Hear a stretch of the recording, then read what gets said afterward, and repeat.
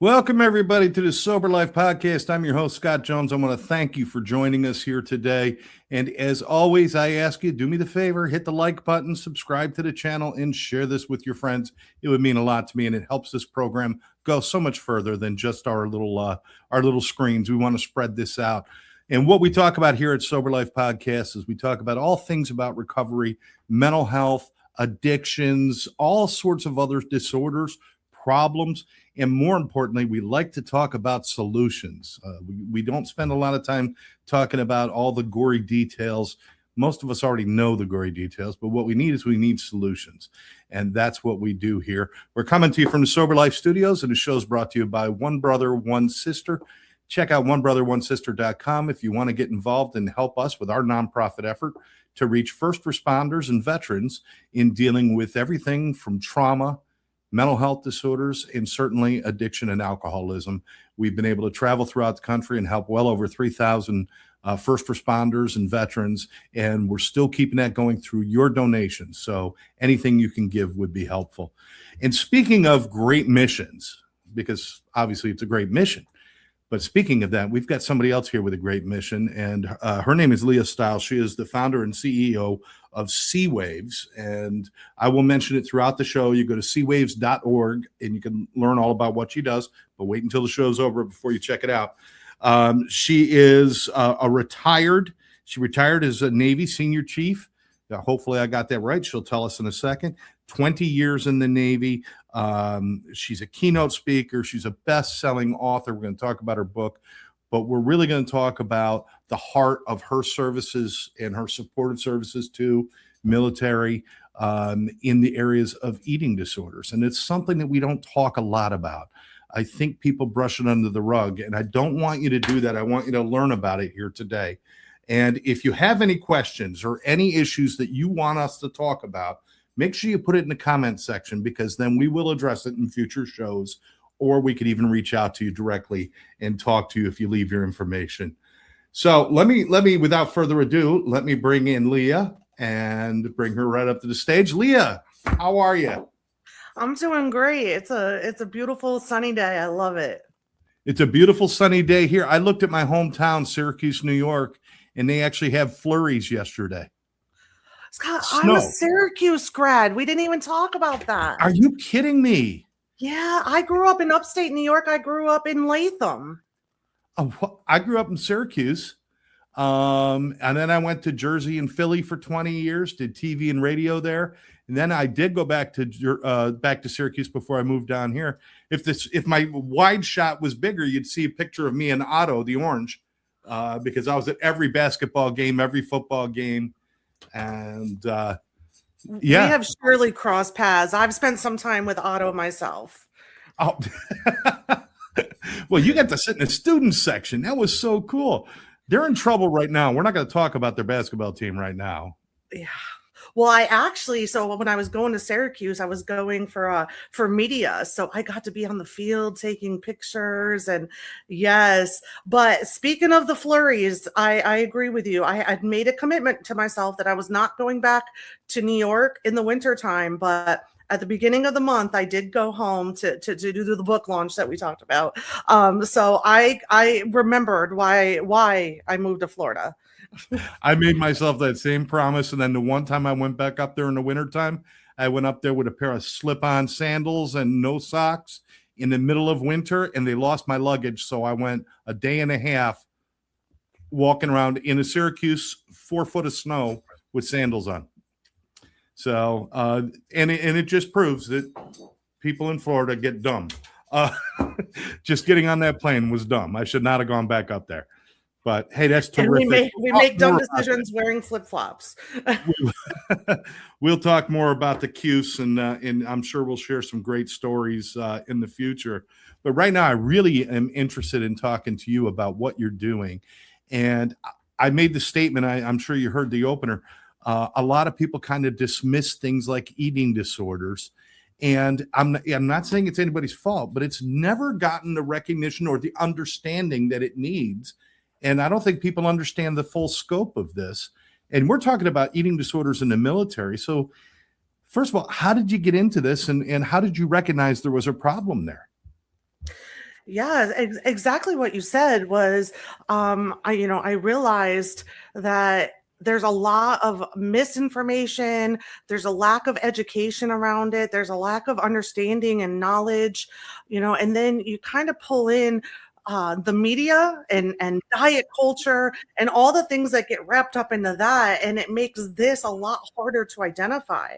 And then if you take that and put it into the military culture, where there's lots of discipline about eating and working out and what should be and what shouldn't be. It makes it really hard to understand. It makes it really confusing. It makes it really difficult to identify and how to be able to tell when it's become something that's dangerous and harmful and so I had my eating disorder long before I joined the Navy. I was 11 when I was first diagnosed. And so I came in the military kind of with that, I call it eating disorder informed. And my first day of training after boot camp, so my first day, I was a photographer. So my first day of photography training turned out to be 9/11. And Wow. I really saw a shift then in how we talked about PTSD or PTS on, Yeah. how, we started learning what it was, what it wasn't. We always at that time thought it was the generation before us or that it was only a combat thing. And so I saw us really shift the way we talked about it, how to recognize it, how to find resources for it. And I kind of always hoped and thought that eating disorders would be next in that conversation, that it would catch up, that we would talk about it, learn about it, how to recognize it, how to get help for it. And I kind of always hoped somebody else would start an organization like this or bring the conversation to the forefront. But a great mentor said, if not you, then who? And I did Yes. the research, and there are 72,000 veteran service organizations, and nobody was doing eating disorders. Wow.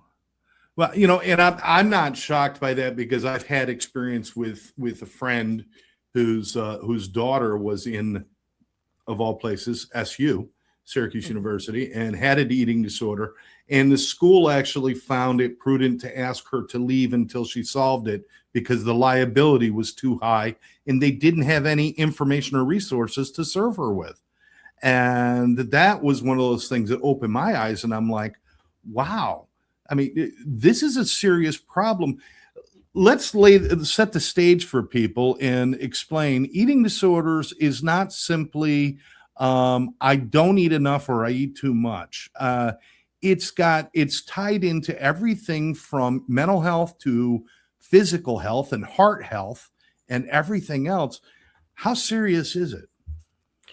Oh, it's very serious, and I'm relieved to hear you state that right up front. That again, eating disorders actually have very little, almost nothing to do with food. Food Yeah. is the symptom. It's what you see. But you're right. It's all wrapped up into to other things, and a lot of people, honestly, don't even know how many there are. If you ask them to name an eating disorder, they can kind of think of something they may have seen on the Lifetime channel in the 80s or the 90s or one of the talk shows back then. They kind of might remember that, but they definitely don't understand the full grasp. And then we can even take it a step further, Scott. And I talk about how eating disorders live on a spectrum. So even if you've never been diagnosed with one, there's a lot of things in there that, in the that middle zone that would fall under disordered eating. So I think people can identify disordered eating a little bit better and some of those, behaviors around that. And then if we tie it back to the military community, there is no standard screening. There's nothing at your annual, health exam that would screen for an eating disorder. So it's understandable why there aren't that many people actually being diagnosed with it. There's also not a lot of providers that specialize in this, especially in the military community. And if you don't specialize in it, you may not get more than an hour of eating disorder training in all of your medical training. And that's that's just part and parcel to the whole problem of the medical community not having a full understanding. I mean, even a full medical doctor may go to school for anywhere from 6 to 8 years, depending on their specialties. And in that time, even with addiction training, there's only a requirement for 12 to 16 hours of training in addictions. Out of 8 years of training, 16 hours learning about addictions while you're handing out drugs. Well, I shouldn't say no, let's just go with it. Handing out drugs. And to not have an understanding of things like eating disorders is just amazing. And the problem is everybody counts on self-diagnosis, but most people who suffer from those kind of disorders, they don't even realize that's what the issue is. I mean, it's not like you have a clear idea, oh, I have an eating disorder, right? Yeah. Wow. You said something that really connects this back. When you say handing out drugs, my brain, kind of connects that to the eating disorder side. And how many times do we see, doctors handing out advice to lose weight? Your knee hurts, lose weight. Heart issue, lose weight. Like, we're not going to look into these issues until you lose weight. And so that weight stigma comes around with that too. That's what they're prescribing. And the number one indicator of somebody potentially developing an eating disorder, which, let me be clear, that there's lots of reasons and factors and all of that. But the number one indicator is the pursuit of intentional weight loss. So just like we have doctors giving out prescriptions, we have doctors giving out advice to lose weight without knowing to check first. Am I advising somebody with an eating disorder to do what it is that harms them? And that's the problem. I mean, we're putting these pieces together, and hopefully our people watching are getting some of this mosaic that we're laying out here. The whole focus on weight loss is part of the problem. And it's like, instead of saying, let's develop some healthy eating habits where food no longer becomes a catalyst for a bodily change or for a change of mental health, which is part of the problem with eating disorders, is food isn't the problem. Food is simply the manifestation of the problems you're having and your relationship with that. And when they say you've got to lose weight, everything becomes about this change that your body has and not about creating healthy habits. So simply verbiage can send people down a terrible path. Absolutely. And, we talk about do no harm. And, and I don't want this to sound like a knock on the medical community, because Lord knows that they're trying to do a lot with a little. And so, a lot of them can't just take a day or 2 or 6 months to make themselves a specialist in different things. And so that's wonderful. But it is time that we call it out and acknowledge some of the harm, because that's their number one job. That's all, I feel like it's all of our number one job, right? Do no harm. And so being able to identify and, identify weight stigma, identify the different things that just inadvertently it does do harm. And I know for me, in my experience, I struggled with an eating disorder for 30 years. And one of my big problems was really focused a lot around numbers. And I've come a long way in my healing journey and in my recovery.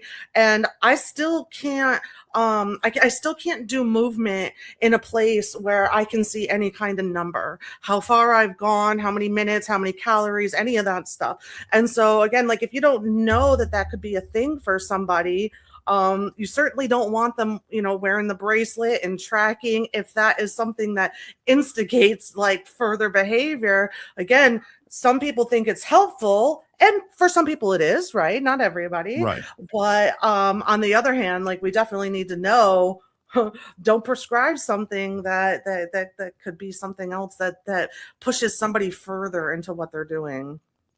Absolutely. Absolutely. There's so much I want to talk about with this, and we've started to lay it out here.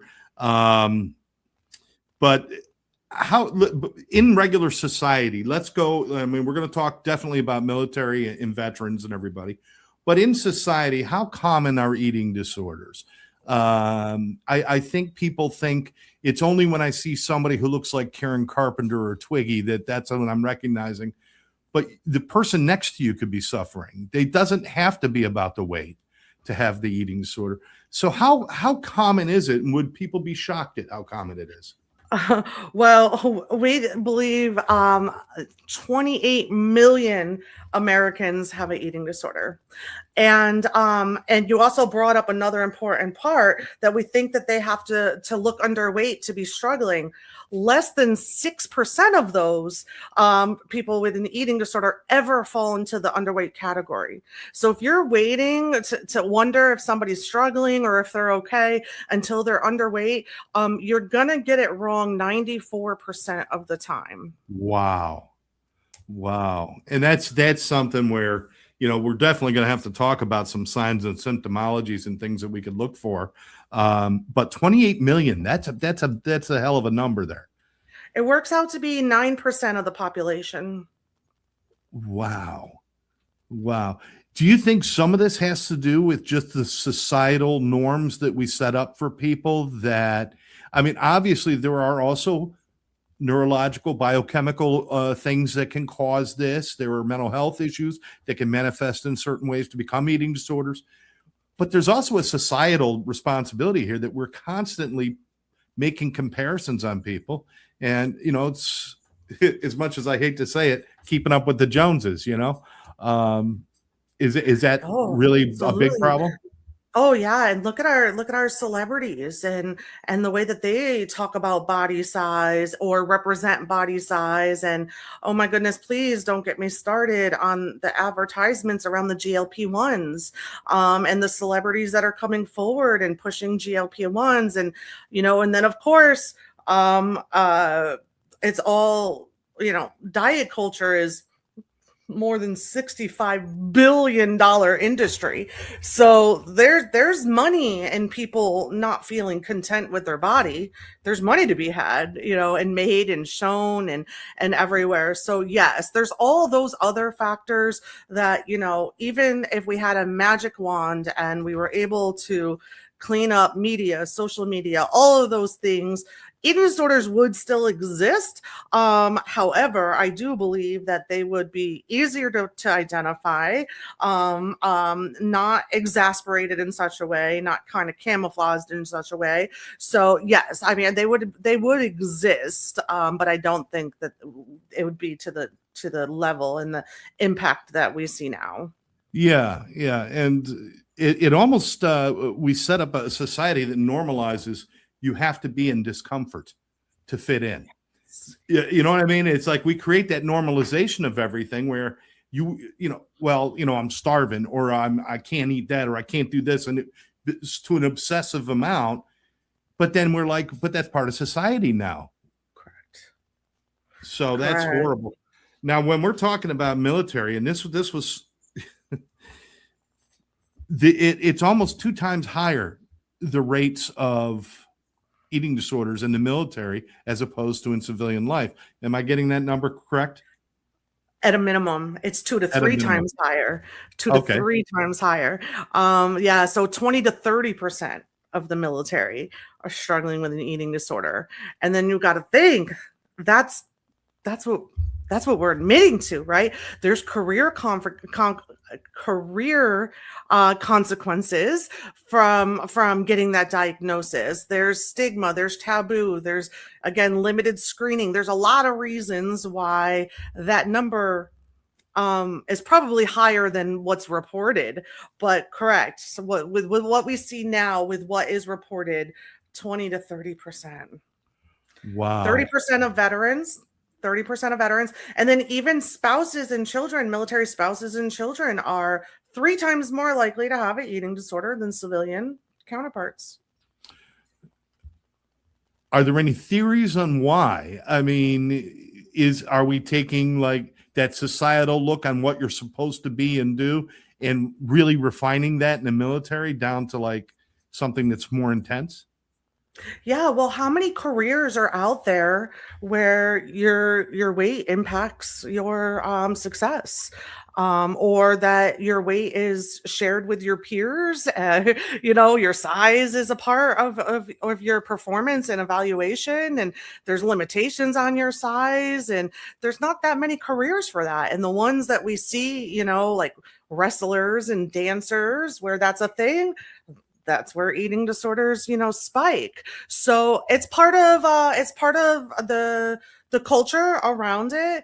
And then there's behaviors that have just been normalized over decades, that are disordered, but they've been normalized. So it's kind of that combination of, you take a group of people who have discipline, and they have dedication and professionalism, and you tell them it's unprofessional to look a certain way.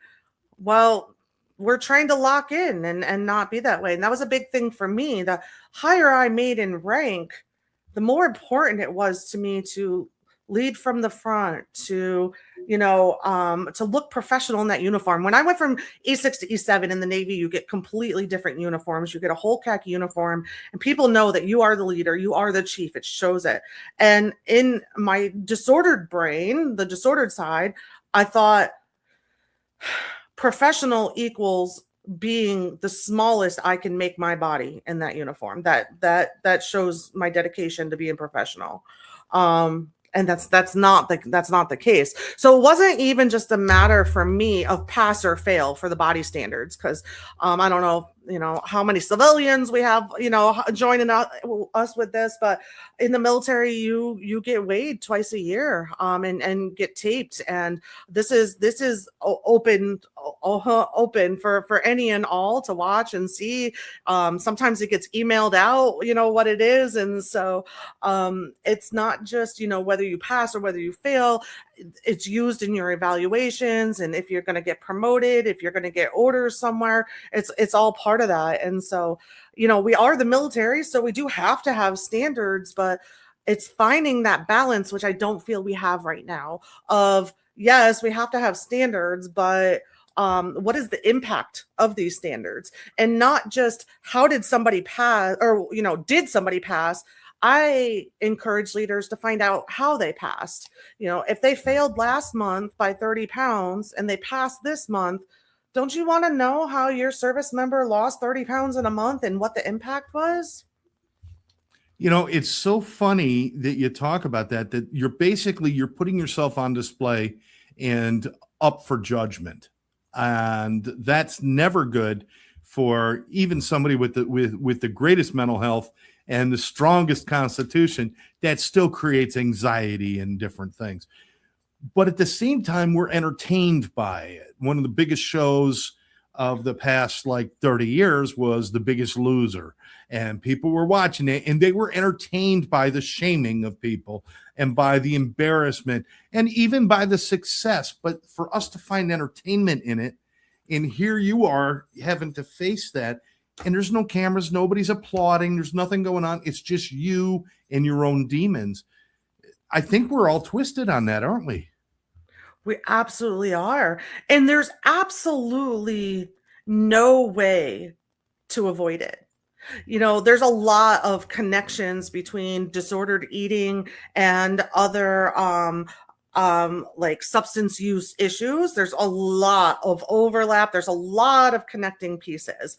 One piece that's very different is that if you struggle with alcohol or you struggle with a certain substance, one thing you can do is try to not put yourself in places where that substance is. You don't go to a bar, you don't, go to the clubs. But when your issue is with food, you have to make that decision every day, multiple times a day. If you avoid it, well, that's definitely disordered, right? Then that definitely falls into restriction. So, this is that kind of special thing that also, that's kind of where I see it differ, is that there's no avoidance to put space between you and what we talked about is the symptom of the issue. Well, and that's kind of the dichotomy that we're dealing with here. It doesn't work because I mean, military, part of the deal in military is fitness. You must be fit. Now, be able to perform. First responders, we see that. We see that in a lot of areas of life. Sports, you've got to perform. You got to be able to go out there and do things. There's nothing wrong with fitness goals. But how do you balance that with the eating disorder? How do you balance the socialization of Sunday dinner with the family with an eating disorder? How do you balance all those?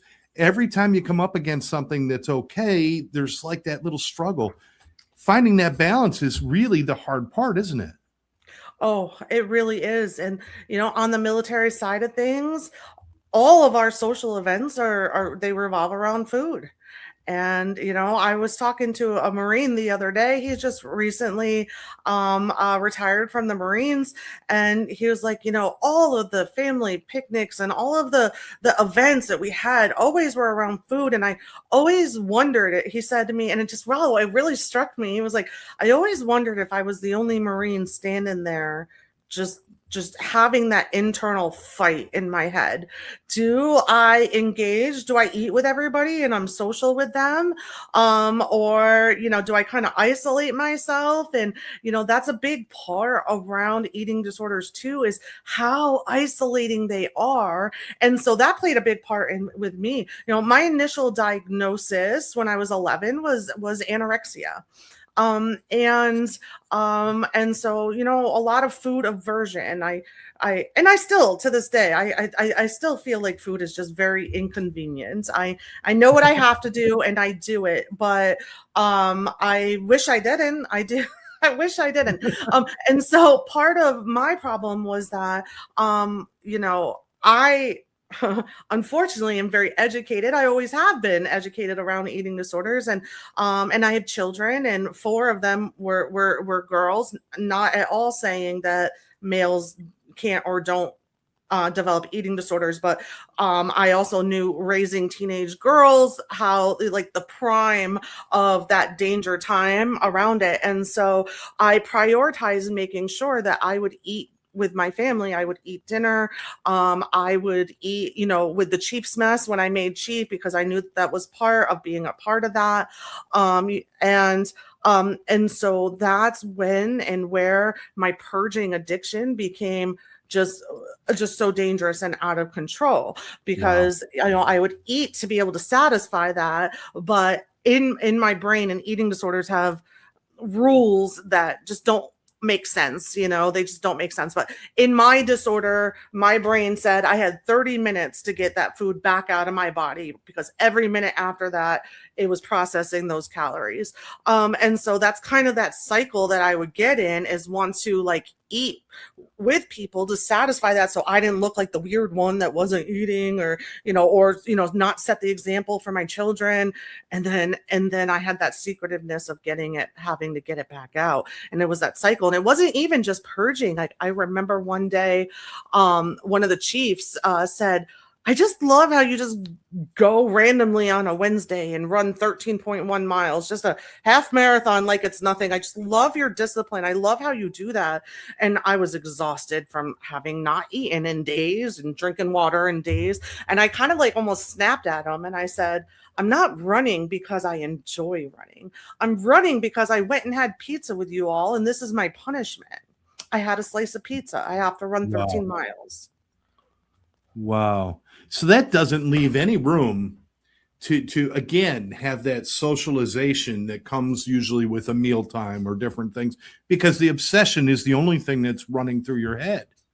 The obsession with what I just put in my mouth, and how long is it going to be, or what kind of punishment, or how can I purge, or how. That's all that. So you're so consumed by that. How did people not see it?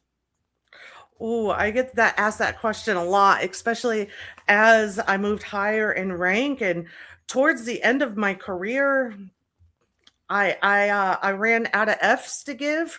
When we say sometimes, and I would tell people, we would finish eating, and I would say, I'm at the Chiefs. I'm gonna go throw this up real quick. I'll meet you guys back at the office. And I would just say it, and it wasn't even a secret at some points. I just got exhausted from hiding it for so many years. So there were people along the way that knew about it. I mean, halfway through my career, I ruptured my esophagus from throwing up so much. So that was definitely, the command knew about that. And so sometimes it was hidden and sometimes it was out in the open. I think that people just didn't know what to say or what to do, or how to address it. I don't think that they knew that it was much of an issue because I didn't look like a frail, underweight, skeletal person. I was still running half marathons. I was still promoting and running departments successfully and deploying, and I was doing all the things. And I think it's so important to know that two things can be true at the same time. You can be struggling and you can be successful, and getting things done. And I want to kind of touch back, Scott. You said something else about the fitness around it. Yeah. And I think that's another piece that people seem to be missing, is they think that if you meet those standards, if you aren't deemed overweight, or you didn't fail the measurement, that must mean that you're fit. But what I try to work in with more of our education is this concept, around, it's called, it's got a technical name, low energy availability. And so this is when, for one reason or another, whether you're on, a diet, or you're disordered, or whatever the reason is, you're not getting enough fuel for what you're doing. And it's surprisingly easy for your body to get into low energy availability. But what I think that people need to know, especially in our military community and even our first responder community, is that if you're in that state, you get things like delayed decision making, brain fog, delayed recovery after injury, a bunch of things that don't make us ready warfighters. And so it's the juxtaposition of, going to reach, the standards that are set, that were set probably with the intention to make sure that we're strong, fit, ready warfighters. And, we hear this a lot, fit, not fat. But it's so important to really dig into that, of the opposite of fit is not fat, and the opposite of fat is not fit. And that's why I said you can have fitness without taking it to the extreme of because fitness isn't about how you look on the outside. I mean, certainly if your skin looks healthy, that's part of fitness. If you have a glow about you, that's part of fitness. If, certainly if you're not seriously overweight or seriously underweight, that could be part. But the real fitness that people don't understand is what goes on in their body. I'm glad you brought up the low energy, because they're trying to put that down America's throat with Snickers commercials saying that if you're running low, eat a candy bar. And so that's the training our people are getting out there in the world, is you shove a piece of candy in your mouth when you hit that low point, instead of saying, why am I at that low point? And why is this happening? What am I not doing to maintain my levels? Yeah. And in the military and first responder community, our Snicker bars are these energy drinks, right? And we're relying and starting the addiction the day community, they're leaning on those too. It's crazy. Yes, the energy drinks, and that's a temporary thing to go, but what are the consequences there from it? So yeah, you're absolutely right. And then if you keep, getting just a few more minutes of messaging, it's if you can't make yourself choose to not have a Snicker bar, then we have a shot for you. You'll have to take this shot for the rest of your life. Don't know if you're going to be able to afford it for the rest of your life, but you're going to need this for the rest of your life. So if you're struggling today, commit to a shot for the rest of your life. Oh, and your favorite celebrity is taking this shot. Yeah, exactly. And again, it gets down to, they're so serious and so many things are happening, but at the same time, it's taken with a grain of salt by most people. Until we're in a crisis. If you're overweight, somebody just tells you, eat a salad. If you want to build muscles, just go to the gym. If you want to do this, if you're not, don't weigh enough, have a dessert, have a cookie. We throw things at this problem like it's not a big deal. Now, you living through it and you dealing with people every day now with your organization, which we're going to talk about now. But with all of that, please tell me, is this a big deal? It's a very big deal.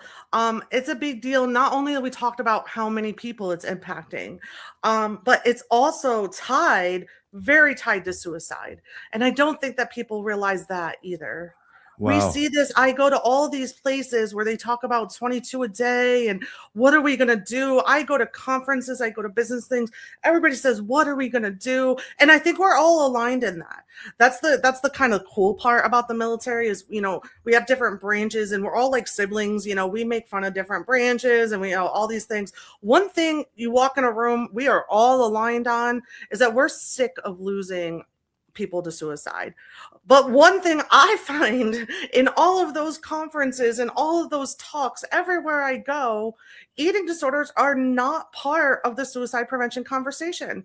They have the second highest mortality rate of all mental health issues. I bet you know what the number one is.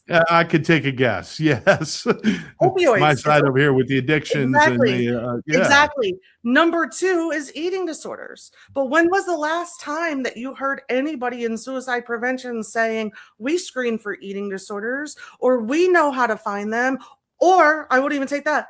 We know when we talk to somebody, if they have an eating disorder, exactly where to send them. And that's, even when somebody gets a stage to talk about this, I feel like too often we kind of dance around it. We try to make it palatable for people. We try to make it pretty and kind of like, well, just need to love yourself a little bit more, and we got to do a little bit of that. You know what I'm doing. You're rolling your eyes, so I know you've been there and you know what I'm talking about. We need platforms where people are going to start telling the truth and how this is tied into everything from your blood, your heart, your organs, your brain, your mental health, your psychological, clinical, spiritual health. Everything is affected. Everything, and it all ends in the same place, with a very either tragic or painful end. And I'm just to have somebody like you to talk about this openly. It makes me very happy because I've seen this go on and I've never really thought about, I've even been involved with NITA and done some fundraising and done some different things. But even that organization feels like it gets a back seat to all the other ones. So we need more of this. And I'm going to throw it out there and we could cut this out of the show if you don't agree with me. But I would love to do a series of shows with you to really start addressing these things if you're interested. Sign me up. Put me in. Okay. Then you and I are going to take this on and we're going to make people uncomfortable and we're going to tell the truth and we're going to get the word out there. And we'll actually start going live where people can interact with us and talk to us and tell us their stories. If you're in, we're going to set it up, you and I. Yeah, just throwing an idea out there. What if we make the book a part of it? What if we go chapter by chapter? We ask people to read it. Bring your questions to us after you read it. What did you think? What are your questions? We absolutely can do that. We could supply snippets on there that people can download from the show, little pieces and stuff. The book we're talking about is obviously Battle Scars and Body Wars. And tell us about you writing this book. When did this happen? And what was your drive to write it? What was that about? So, the subtitle there, A Personal and Professional Journey, Shining a Light on Eating Disorders in the Military.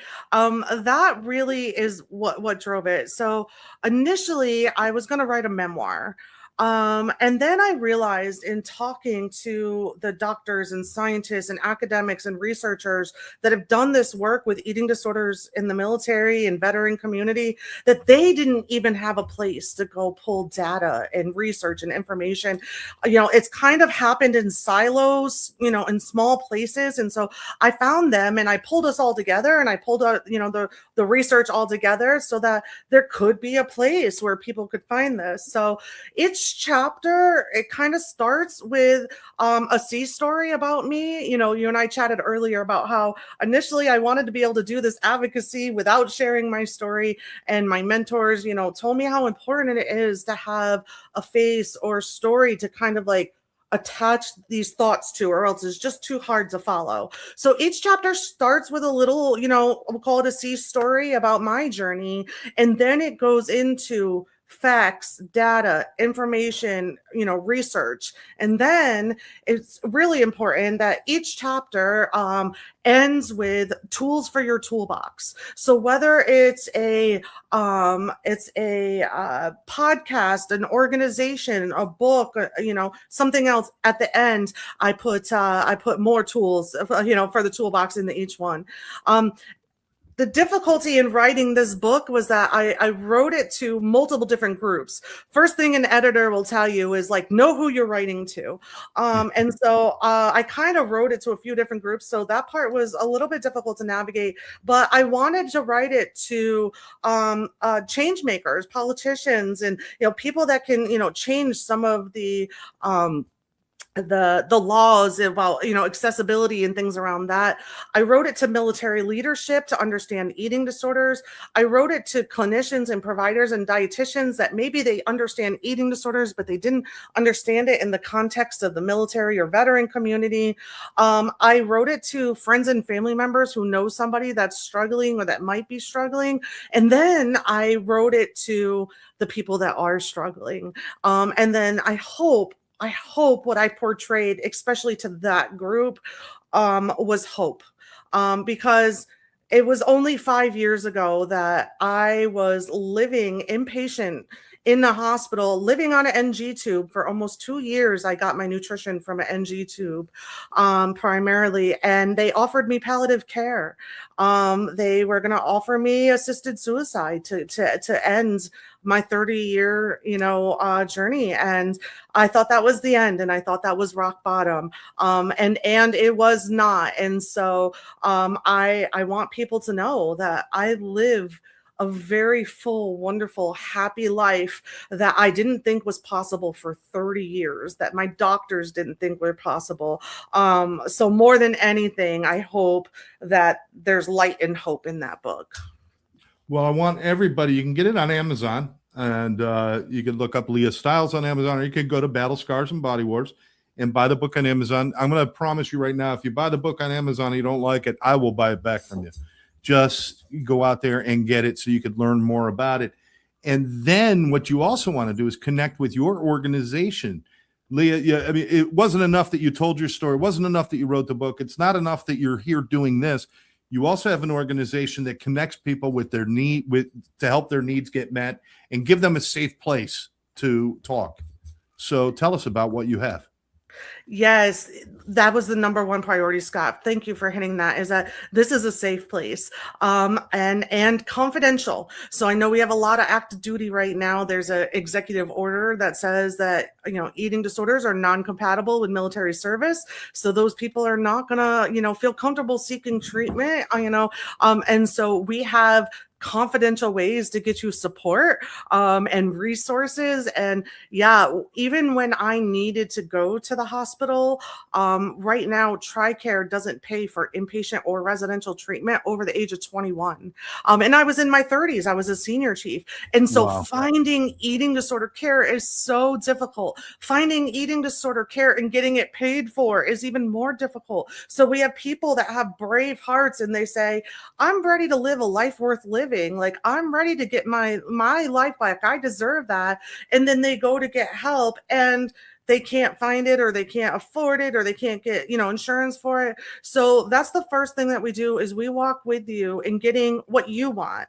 Like, autonomy is so important. If you come to me and you say, I don't want to see a therapist, I want to go pet horses, then we're going to get you petting horses. And so it's all part of your journey and us helping you make sure that your healing journey is accessible. I know we don't have a whole lot of time left, but that's exactly what C Waves does. Every letter says exactly what we do. So it's support, education, awareness, wellness, advocacy, and validation for eating disorders and suicide prevention. Wow. And if you want to learn more, you can go to cwaves.org. It's right there on the screen. You could learn more about it. And certainly, I assume if people want to get involved and help, you have opportunities for people to help and or donate and help. We do. Yeah, we have plenty of opportunities to get involved. We have a wonderful volunteer team.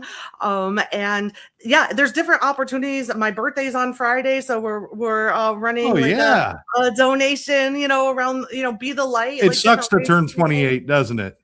Again, Yeah. it keeps happening. Over and over. We even have a really cool bracelet. It's the Charlie Madison bracelet, and it has both the colors in it of suicide prevention and eating disorder awareness. So if you just want to gift somebody a bracelet, the proceeds come back to helping fund us. So there's lots of ways that can feel good. We're having our first gala November 7th.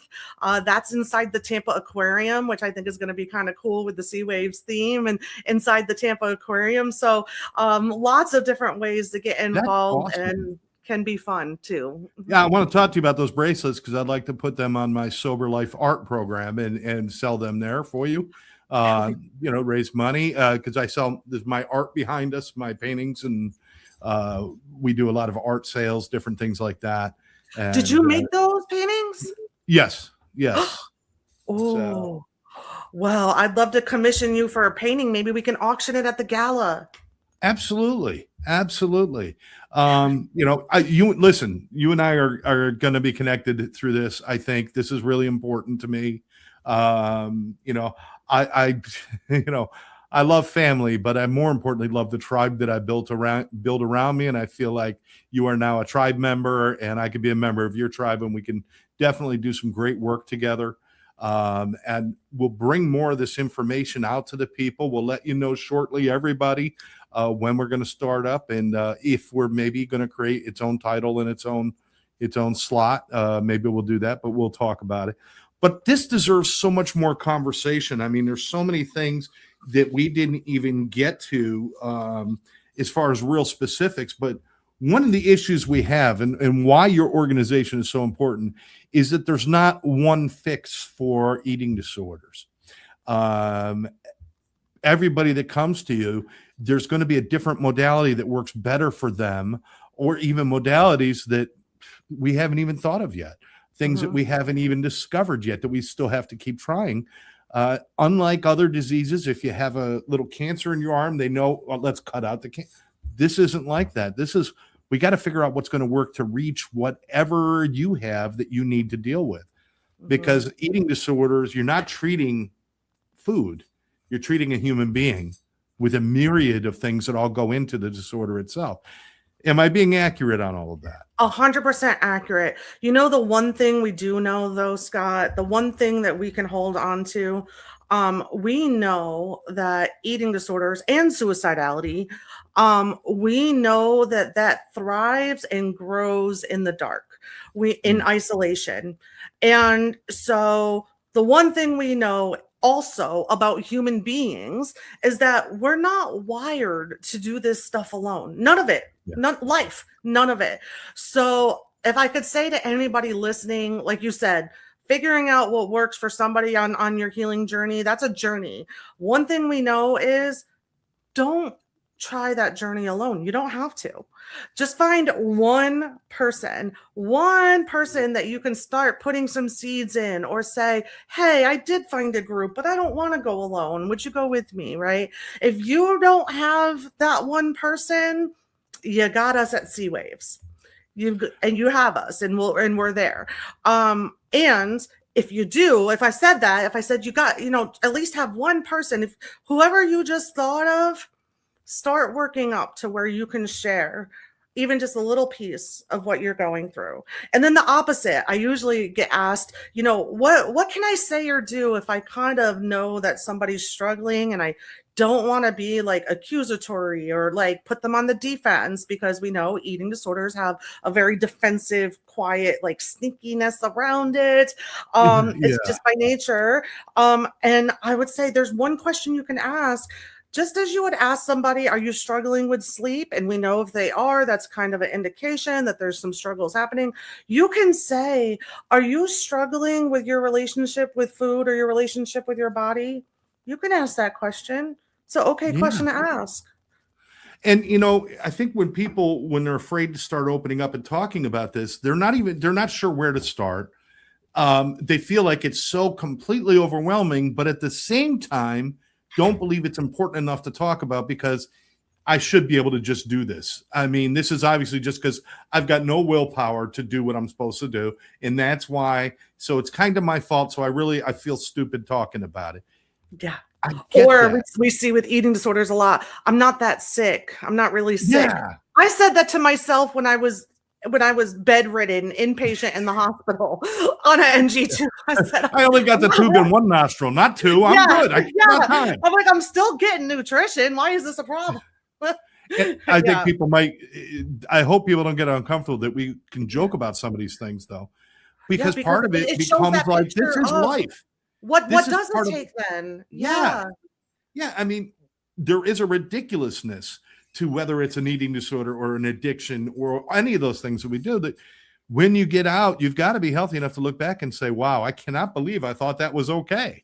But I think what I was trying to say before was when you start opening up to somebody, you don't have to open up and give them all the deep darks in the first day. You don't have to dig in there and find your answer. Why don't you just share one thing that's going on? You know, like you said, maybe I'm not sleeping well, or maybe I just get really tired in the afternoons, or maybe I'm just really irritable, and maybe just to tell somebody, you know, I'm so bitchy all the time and I don't know. Any little thing you start with, because that's where you start. You start with one little piece and then you move on and on. You don't have to have all the answers right away. I think a lot of people assume they should, don't they? That part.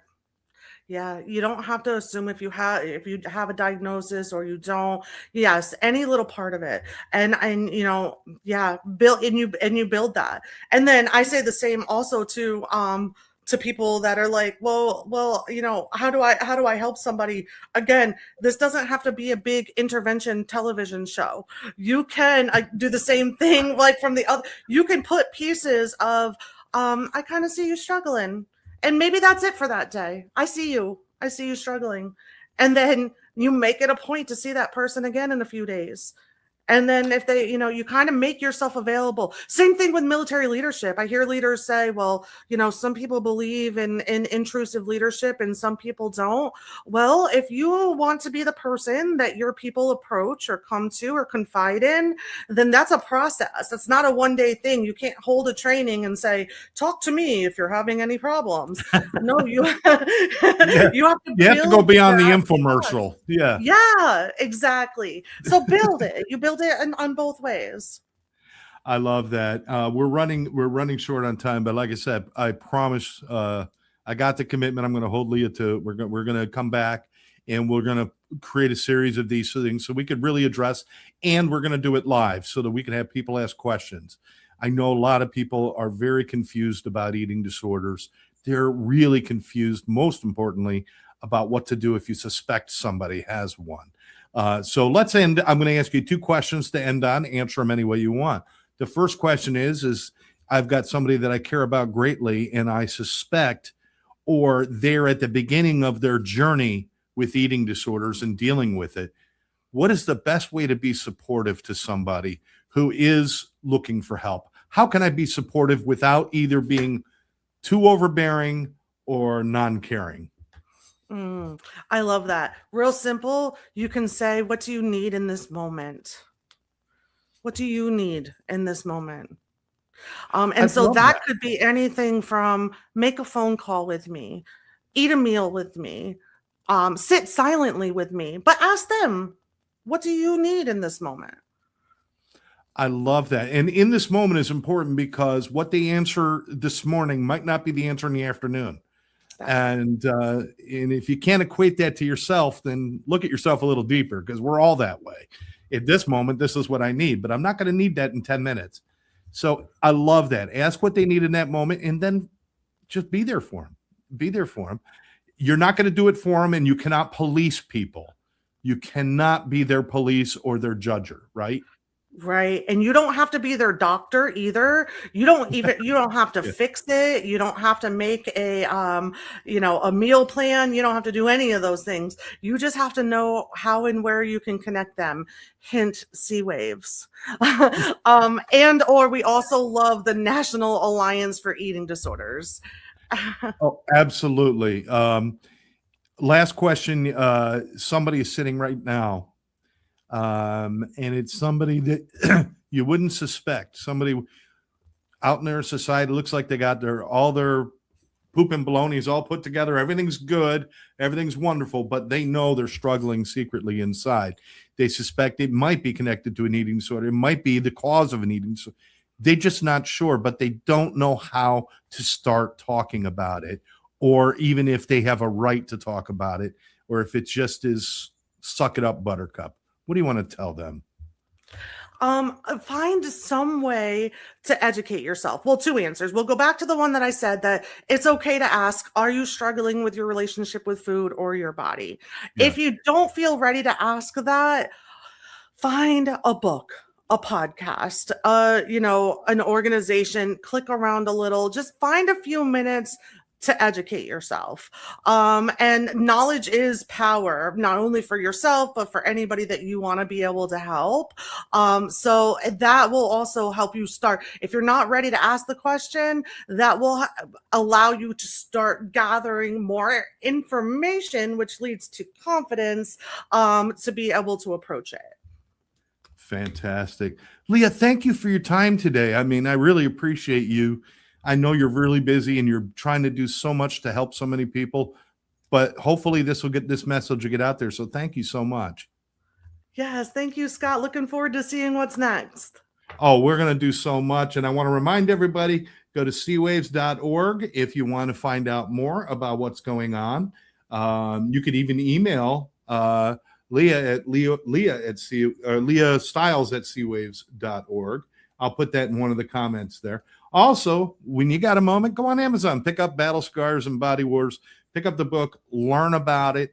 And then if they have questions, they just look you up because you're ready to talk to anybody, right?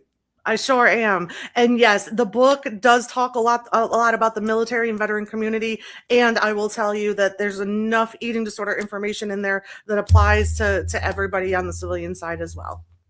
Wow. That's fantastic. Leah, you sit tight for just a second. Everyone out there, it's time for you to stop sitting tight. It's time for you to get off your butt. Go to the website, check out cwaves.org.